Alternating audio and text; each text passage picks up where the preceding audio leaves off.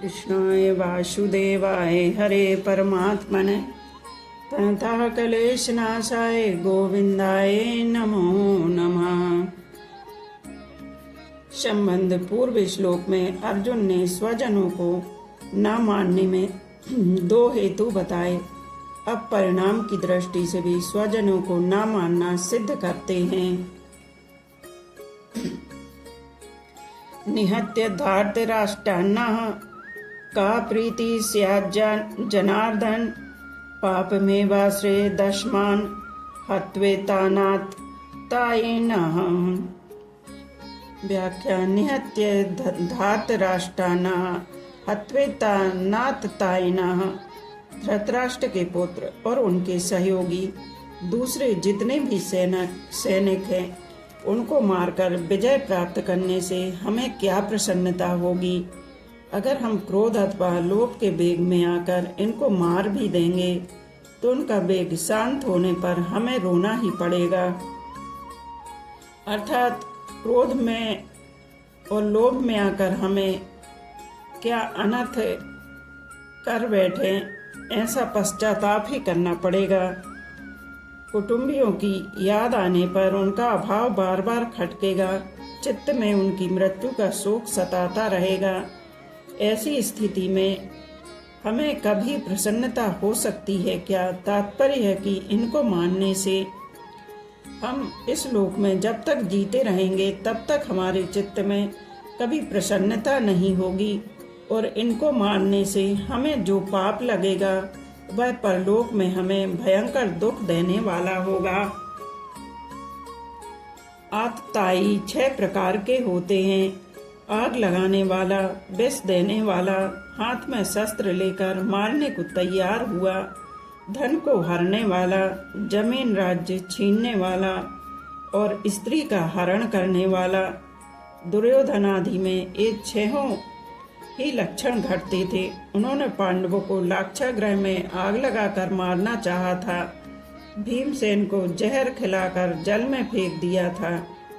हाथ में शस्त्र लेकर वे पांडवों को मारने के लिए तैयार थे ही। घृत क्रीड़ा में छल कपट करके उन्होंने पांडवों का धन और राज्य हर लिया था।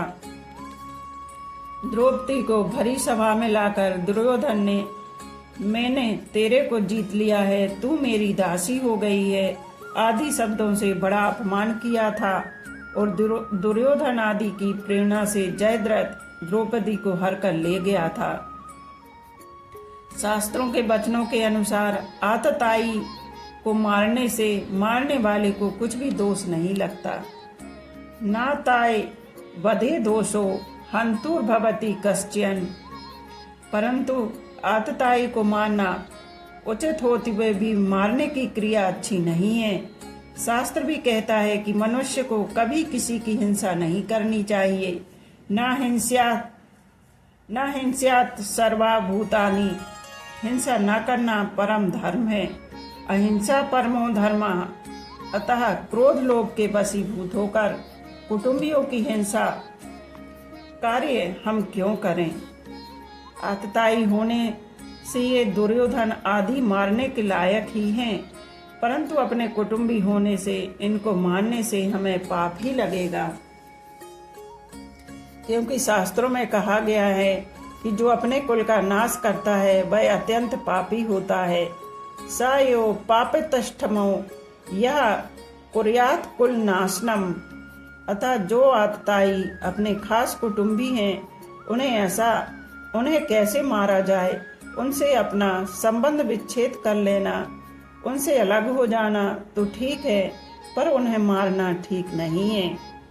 जैसे अपना बेटा ही आतताई हो जाए तो उससे अपना संबंध हटाया जा सकता है, पर उसे मारा थोड़ी ही जा सकता है। संबंध पूर्व श्लोक में युद्ध का परिणाम दुष्परिणाम बताकर अब अर्जुन युद्ध करने का सर्वथा अनुचित बताते हैं।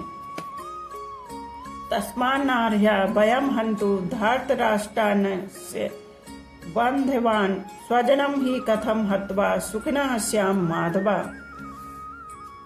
व्याख्या तस्मा नार्ह वयम हंतु धार्तराष्ट्रान स्वबांधवान। अभी तक पहले अध्याय के 28वें श्लोक से लेकर यहाँ तक मैंने कुटुंबियों को ना मानने की जितनी युक्तियाँ और दलीलें दी हैं, जितने प्रकट विचार प्रकट किए हैं, उनके रहते हुए हम ऐसे अनर्थ कार्य में प्रवृत्त कैसे हो सकते हैं। अपने बांधव इन धृतराष्ट्र संबंधियों का मानने का कार्य हमारे लिए सर्वथा ही अयोग्य है, अनुचित है। हम जैसे अच्छे पुरुष ऐसा अनुचित कार्य कर ही कैसे सकते हैं। स्वजनम ही कथम हत्वा सुखनः श्याम माधव। हे माधव, इन कुटुंबियों के मरने की आशंका से ही बड़ा दुख हो रहा है, संताप हो रहा है, तो फिर क्रोध तथा लोभ के वशीभूत होकर हम उनको मार दें तो कितना दुख होगा। उनको मारकर हम कैसे सुखी होंगे। यहाँ ये हमारे घनिष्ठ संबंधी हैं। इस ममता जनित मोह के कारण अपने क्षत्रियोचित कर्तव्य की तरफ अर्जुन की दृष्टि ही नहीं जा रही है। कारण है कि जहाँ मोह होता है वहाँ मनुष्य का विवेक दब जाता है। विवेक दबने से मोह की प्रबलता हो जाती है और व्यक्ति मोह के प्रबल होने से अपने कर्तव्य का स्पष्ट भान नहीं होता उसे। संबंध अब यहाँ शंका होती है कि जैसे तुम्हारे लिए दुर्योधन आदि स्वजन हैं, ऐसे ही दुर्योधन आदि के लिए भी तो तुम स्वजन हो। स्वजन की दृष्टि से तुम तो युद्ध से निवृत्त होने की बात सोच रहे हो, पर दुर्योधन आदि युद्ध से निवृत्त होने की बात नहीं सोच रहे हैं। इसका क्या कारण है? इसका उत्तर अर्जुन आगे के 2 श्लोकों में देते हैं। यद्यप्येते न पश्यन्ति लोभोपहत चेतसः कुल क्षय कृतं दोषं मित्र दोहे चापातकम् कथम न ज्ञेयमस्माभिः पापादस्मनि वर्तितुं कुल क्षय कृतं दोषं प्रपश्चित् जनार्दन। व्याख्या यद्यप्येते न पश्यन्ति मित्र दोहे चापातकम्। इतना मिल गया, इतना और मिल जाए, फिर ऐसा मिलता ही रहे। ऐसा धन, जमीन, मकान, आदर, प्रशंसा, पद अधिकार आदि की तरफ बढ़ती हुई प्रवृत्ति का नाम ही लोभ है। इस लोभ वृत्ति के कारण इन दुर्योधन आदि की विवेक शक्ति लुप्त हो गई है, जिससे भी यह विचार नहीं कर पा रहे हैं कि जिस राज्य के लिए हमें इतना बड़ा पाप करने जा रहे हैं, कुटुंबियों का नाश करने जा रहे हैं, वह राज्य हमारे साथ कितने दिन रहेगा और हम उसके साथ कितने दिन रहेंगे। हमारे रहते हुए यह राज्य चला जाएगा तो हमारी क्या दशा होगी, और राज्य के रहते हुए हमारे शरीर चले जाएंगे तो क्या दशा होगी। क्योंकि मनुष्य संयोग का जितना सुख लेता है, उसके वियोग का उतना ही दुख उसे भोगना पड़ता है। संयोग में इतना सुख नहीं होता जितना वियोग में होता है। इसका तात्पर्य है कि अंतःकरण में लोभ छा जाने के कारण इनको राज्य ही राज्य दिख रहा है। कुल का नाश करने से कितना भयंकर पाप होगा वह इनको दिख ही नहीं रहा है। जहाँ लड़ाई होती है वहाँ समय, संपत्ति, शक्ति का नाश हो जाता है। तरह तरह की चिंताएं और आपत्तियां आ जाती हैं। 2 मित्रों में भी आपस में खटपट मच जाती है। मनोमालिन्य हो जाता है। कई तरह का मतभेद हो जाता है। मतभेद होने से वैरभाव हो जाता है। जैसे द्रुपद और द्रोण दोनों बचपन के मित्र थे, परंतु राज्य मिलने से द्रुपद ने एक दिन द्रोण का अपमान करके उस मित्रता को ठुकरा दिया। इससे राजा द्रुपद और द्रोणाचार्य के बीच वैरभाव हो गया। अपने अपमान का बदला लेने के लिए द्रोणाचार्य ने मेरे द्वारा राजा द्रुपद को परास्त कराकर उसका आधा राज्य ले लिया। इस पर द्रुपद ने द्रोणाचार्य का नाश करने के लिए एक यज्ञ कराया, जिससे धृष्टद्युम्न और द्रौपदी दोनों पैदा हुए। इस तरह मित्रों के साथ वैरभाव होने से कितना भयंकर पाप होगा, इस तरफ ही देख ही नहीं रहे हैं। विशेष बात यह है यहाँ पर कि हमारे पास जिन वस्तुओं का अभाव है उन वस्तुओं के बिना भी हमारा काम चल रहा है, हम अच्छी तरह से जी रहे हैं। परंतु जब वस्तुएं हमें मिलने के बाद फिर बिछुड़ जाती हैं तब उनके अभाव का बड़ा दुख होता है। जब तक जो चीज़ हमारे पास रहती है तो उसकी हम लोग कीमत नहीं करते, और उसके जाने के बाद वही वस्तु चीज मूल्यवान हो जाती है। तात्पर्य है कि पहले वस्तुओं का जो निरंतर अभाव था वह इतना दुखदाई नहीं था। जब मेरे पास वो वस्तु नहीं थी वह इतनी दुखदाई नहीं थी जितनी मिलने के बाद, और मिलने के बाद जब वियोग होता है वस्तु का या किसी भी व्यक्ति का तो उसका दुख बहुत ज़्यादा होता है, उसका वियोग बहुत दुखदाई होता है। ऐसा होने पर मनुष्य अपने पास जिन वस्तुओं का भार मानता है उन वस्तुओं का वह लोभ के कारण पाने की चेष्टा करता है। विचार किया जाए तो जिन वस्तुओं का भी अभाव है, बीच में प्रारब्ध अनुसार उनकी प्राप्ति होने पर भी अंत में उनका अभाव ही रहेगा। अतः हमारी तो वही अवस्था रही जो कि वस्तुओं के मिलने से पहले थी। बीच में लोभ के कारण उन वस्तुओं को पाने के लिए केवल परिश्रम ही परिश्रम करते रहे, और परिश्रम को दुख ही पल्ले नहीं पड़ा, दुख ही दुख भोगना पड़ा। बीच में वस्तुओं के सहयोग से जो थोड़ा बहुत सुख हुआ भी वह तो केवल लोभ के कारण ही प्राप्त किया। अगर भीतर में लोभ रूपी दोष ना हो तो वस्तुओं के संयोग से सुख हो ही नहीं सकता। ऐसे ही मोह रूपी दोष ना हो तो कुटुंबियों से सुख हो ही नहीं सकता। लालच रूपी दोष ना हो तो संग्रह का सुख हो ही नहीं सकता। तात्पर्य है कि संसार का सुख किसी न किसी दोष से ही होता है। कोई भी दोष ना होने पर संसार से सुख हो ही नहीं सकता।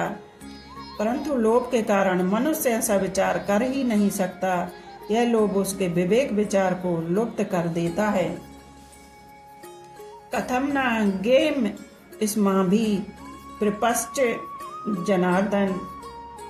अब अर्जुन अपनी बात कहते हैं कि यद्यपि दुर्योधन आदि अपने कुलक्षय से होने वाले दोष को और मित्रद्रोह से होने वाले पाप को नहीं देखते, तो भी हम लोगों की कुलक्षय से होने वाली अनर्थ परंपरा को देखना ही चाहिए, जिसका वर्णन अर्जुन आगे 40वें श्लोक से 44वें श्लोक तक करेंगे। क्योंकि हम कुलक्षय से होने वाले दोषों को भी अच्छी तरह से जानते हैं और मित्रों के साथ द्रोह बैर द्वेष से होने वाले पापों को भी अच्छी तरह से जानते हैं। अगर वे मित्र हमें दुख दें तो वह दुख हमारे लिए अनिष्टकारक नहीं है, कारण कि दुख से तो हमारे पूर्व पापों का नाश होगा, हमारी शुद्धि ही होगी। परंतु हमारे मन में अगर द्रोह बैर भाव होगा तो वह मरने के बाद भी हमारे साथ रहेगा और जन्म जन्मांतर तक हमें पाप करने में प्रेरित करता रहेगा, जिससे हमारा पतन ही पतन होगा। ऐसे अनर्थ करने वाले और मित्रों के साथ द्रोह पैदा करने वाले इस युद्ध रूपी पाप से बचने का विचार क्यों नहीं करना चाहिए। अर्थात विचार करके हमें इस पाप से जरूर ही बचना चाहिए। यहाँ अर्जुन की दृष्टि दुर्योधन आदि के लोभ की तरफ तो जा रही है, पर वे खुद कौटुंबिक स्नेह मोह में आबद्ध होकर बोल रहे हैं। इस तरह उनकी दृष्टि नहीं जा रही है, इस कारण वे अपने कर्तव्य को नहीं समझ रहे हैं। यह नियम है कि मनुष्य की दृष्टि जब तक दूसरों के दोष की तरफ रहती है तब तक वह अपने दोषों को नहीं देख सकता। उल्टे एक अभिमान होता है कि इनमें तो यह दोष है पर इनमें तो दोष ही दोष है, पर हमारे में कोई दोष ही नहीं है। दूसरा दोष यदि ना भी हो तो भी दूसरों का दोष हमें नहीं देखना चाहिए। यह दोष तो ही है जो दूसरों का दोष देखना एवं अपनों में अच्छाई का अभिमान करना, ये दोनों दोष साथ में ही रहते हैं।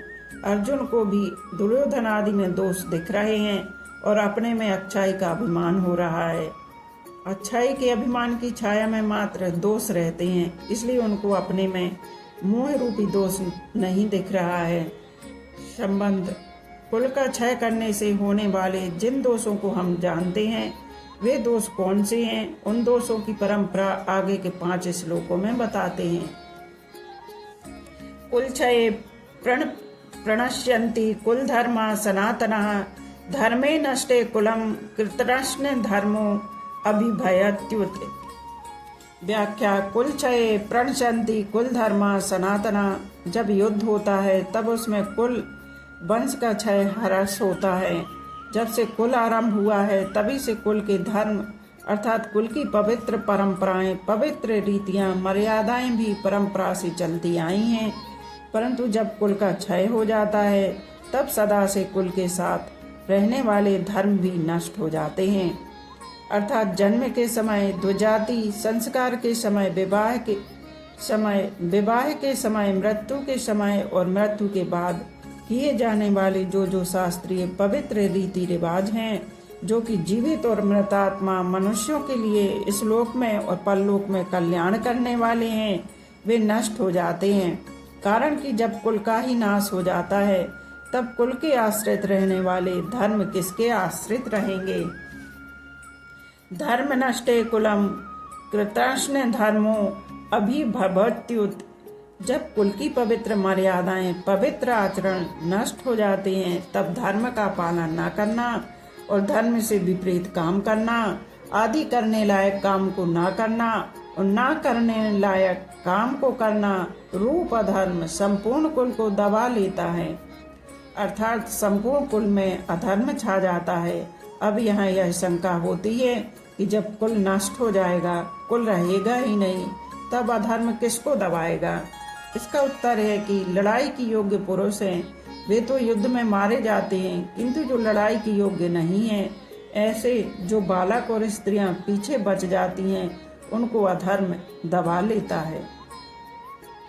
कारण कि जब युद्ध में शस्त्र, शास्त्र, व्यवहार आदि के जानकार और अनुभवी पुरुष मर जाते हैं, तब पीछे बचे लोगों को अच्छी शिक्षा देने वाले, उन पर शासन करने वाले नहीं रहते।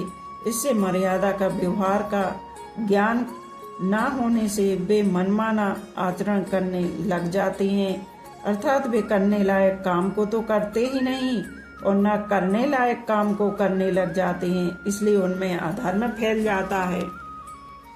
आगे के शेष श्लोक कल करेंगे। बोलो राधे राधे।